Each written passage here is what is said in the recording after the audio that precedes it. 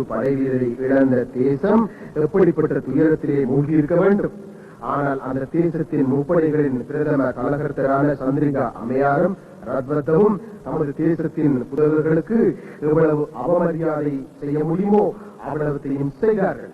நமது எதிரிகளுக்கு புலிகள் வழங்கிய மரியாதையின் ஒரு பங்கேற்கானம் இவர்கள் வழங்க முன்வரவில்லை. இத்தகைய ஒரு தலைமைக்காக போர் முனையிலே இறந்த சிங்க விஜய படை அணிகளைச் சேர்ந்த வீரரின் சேகரிக்கக்கூடிய உடல்களை திரட்டிய புலிகள் அவற்றினை உரிய முறையிலே அடக்கம் செய்வதற்காக சர்வதேச செஞ்சிலுவை சங்கத்தினரிடம் ஒப்படைக்க முன்வந்தனர். போர் நடந்து கொண்டிருக்கையிலே 21ஆம் தேதி கிளிநொச்சியிலே 441 படை வீரர் சடலங்களை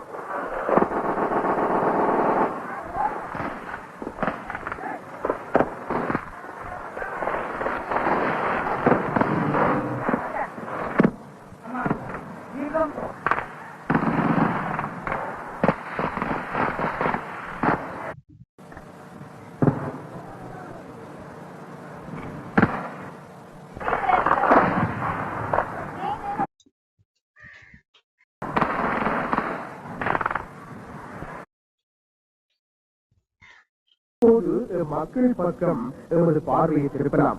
19ஆம் தேதி தொட்டே மகிழ்ச்சி தாழாத மக்கள் முல்லை தளத்துள் நுழைய தொடங்கி தம் வாழ்வின் என்றைக்கும் மறக்க முடியாத காட்சிகளை மனத்தில் ஆவணமாக்கினர்.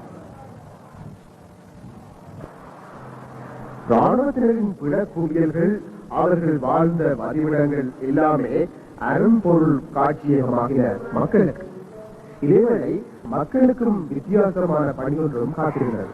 அவர்கள் வாழ்விலே தீயை அள்ளி கொட்ட பொருத்தமான நேரத்திலே படைநகர்வை மேற்கொள்ள குவிக்கப்பட்ட பல்லாயிரம் ஆயுத தளவாடங்களை அகற்றும் படிதான் அது.